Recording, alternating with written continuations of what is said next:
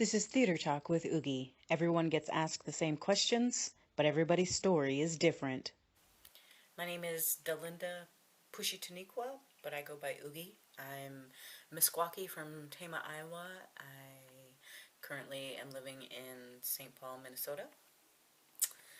And I am primarily an actor in the theater. Um, why I couldn't resist theater? Because I always wanted to be an actor since I was a kid.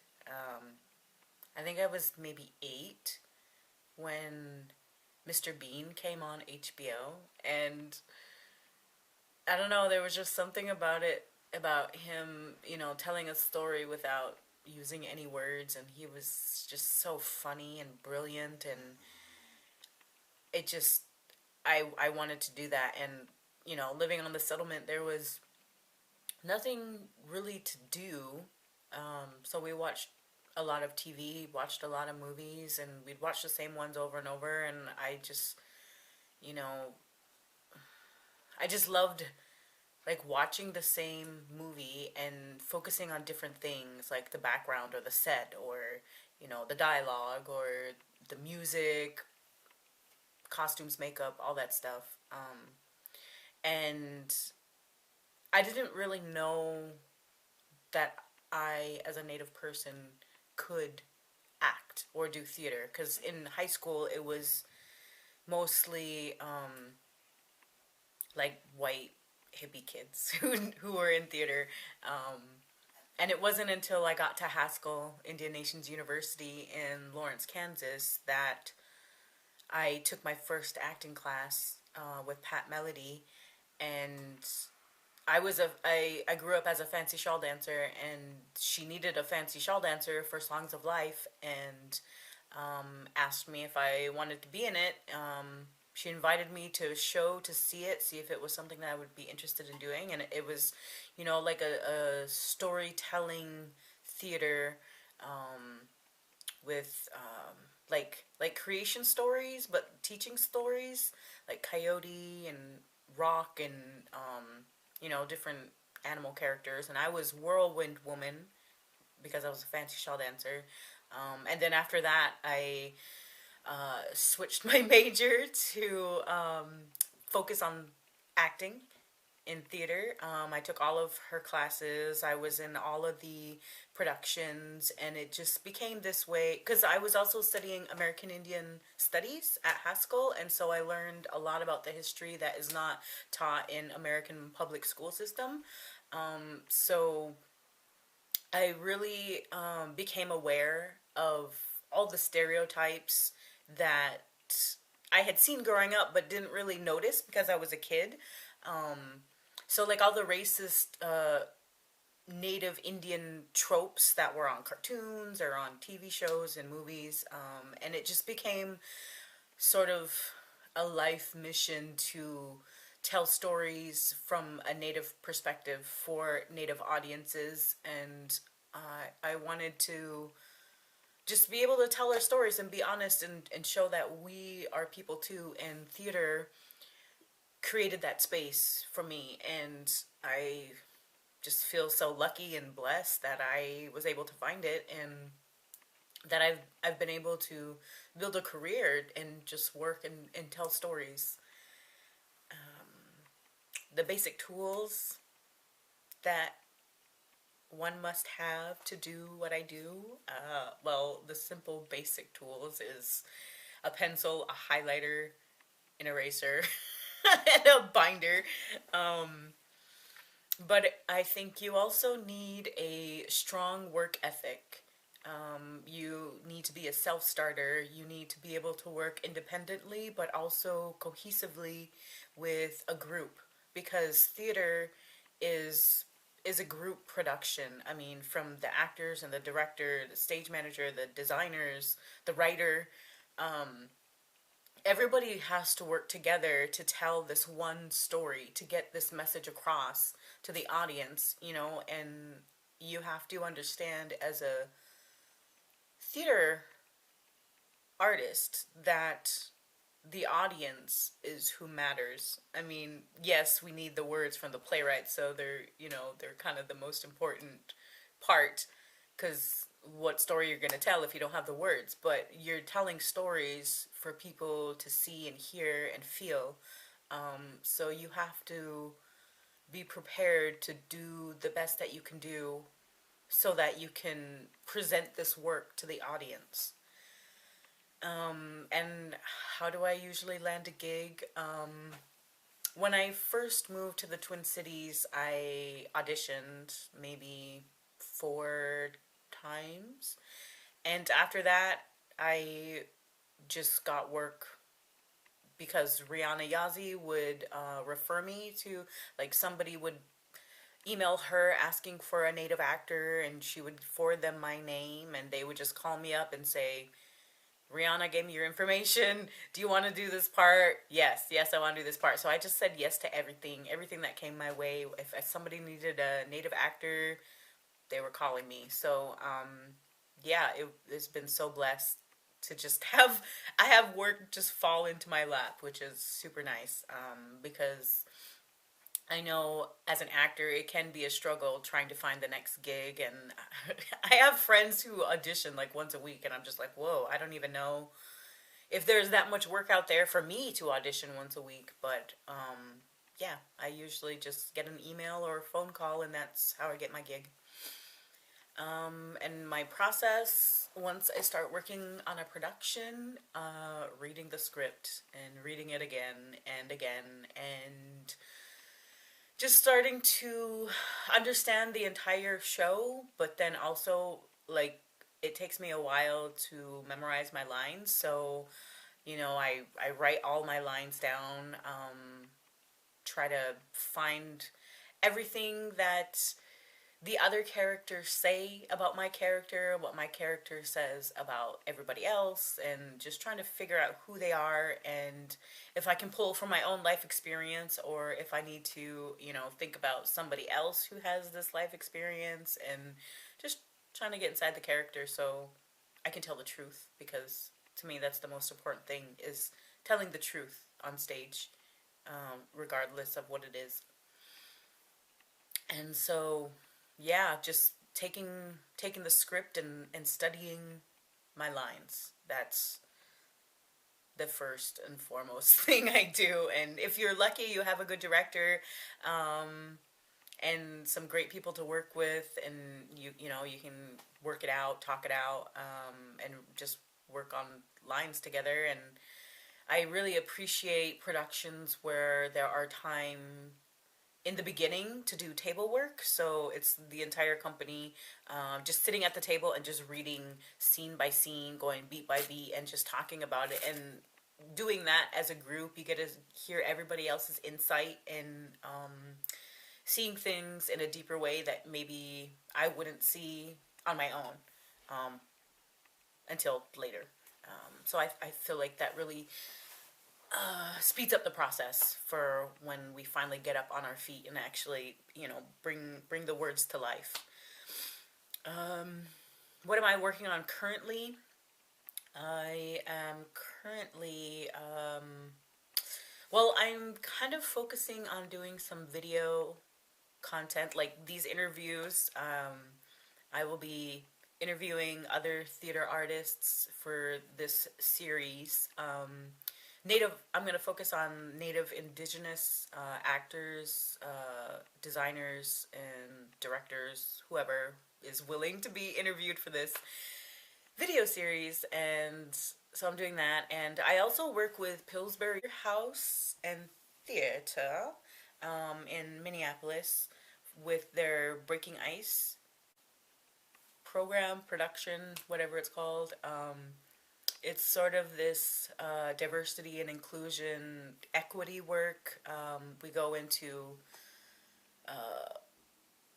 places for corporations or organizations who want to work on D&I stuff and get conversations going. And so it's like this like 50-minute show that we do. It's semi-scripted, semi-improvisational, but we usually set it before the performance. Um, and we just showcase what microaggressions look like in the workplace, the like racism, sexism, classism, whatever. And then we have some more dramatic scenes of, either like it's like a meeting scene where, everybody's kind of biases or situations come up, and it gets the conversation going. And then there's sort of like a post discussion with these organizations.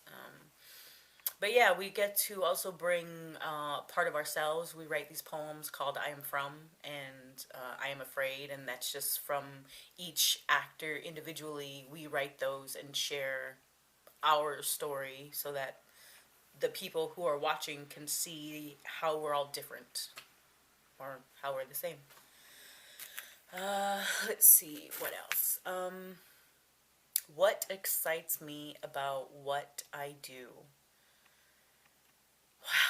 Wow. I think the most exciting thing about acting in theater is getting sort of a instant gratification in sensing how the audience is reacting and taking in what we're presenting. Um, because you can feel it when you're on stage. You can feel the audience with you. You can hear their reactions, whether it's a sigh or a laugh or a sniffle or whatever their reaction is. You can hear it and see it and feel it and use it. But also, I think the most exciting thing is when it's like a really powerful moment on stage and you can tell that it's making me tear up. When you reach inside and sort of like touch the heart of the audience, and you can create change within them, or they feel acknowledged, or they see something from a different perspective. And you can't really, what I think is amazing is that you can't really see a live show, and not come out just a little bit changed. And I think it's just that connection, that human connection that we all need as human beings. So I think that's the most exciting thing about theater. My least favorite thing about what I do, oh, well, I guess if it's a touring show, and as an actor we have to set up and break down the set and load it in and load it out every night. That is really exhausting. I think that is my least favorite thing. And working with New Native Theater, doing shows like that, it's hard work. And I sort of have this dream that I will have a traveling show, but I also want to have enough money to hire a load-in crew, like a somebody else who is gonna bring the set in and out, so that the actors don't have to do it, because sometimes performing is just, it's mentally and emotionally exhausting sometimes, and physically depending on the role. Um, what's a funny or weird thing that happened during a show? There are so many things, but I feel like the one thing that makes me laugh the most is it was my very first show at Haskell, I think, in Hiawatha. It was Romeo and Juliet, and we had a pool in the middle of the set. It was like a kiddie pool, but it was built into the stage, and we had to exit the stage in a blackout. And was one night we it there was a blackout, and we were going backstage to exit, and you just hear psh, like somebody fell in the pool and they had to crawl out. And like another night, I think it was the same girl, Sarah. I'm pretty sure it was Sarah Kasoon. If that fell in the pool, and then tripped again on another night over, I don't know if she tripped over cables or what it was, and then she just laid there, and we basically had to like grab her and drag her off stage in the blackout. I mean, it probably wasn't funny for her, but it was just sort of like, oh my God, we got to get off stage before the next thing, and we're still all, struggling to get off stage. No, what piece of advice do I have for someone going into my profession? um, I feel like I don't know. I feel like my experience is a little bit different because I'm sort of like as a native actor, there aren't that many of us. So I feel like finding work is easy. But there will be a lot of actors who tell you that it's hard to be an actor. But I feel like your experience is what you intend it to be. And so if you just tell yourself it's easy to be an actor, it's easy to find work comes to me, like that's been my mantra, and it's been true because I intend it. So, but I would suggest that you work hard, that you focus, that you show up on time, show up early, um, and take your part in the production seriously, no matter how small your role is. Everybody's important, and the most important thing is telling the story. And so my advice is to just do it, and do it to the best of your ability. And if you can't handle the long hours and all the work, don't do it. Just um but yeah.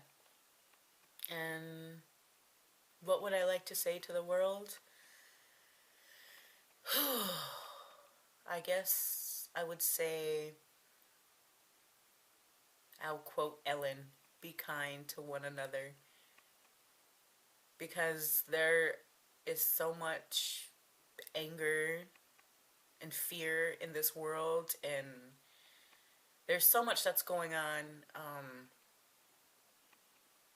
and in a lot of places it seems like the world is coming to an end and everything is being destroyed, but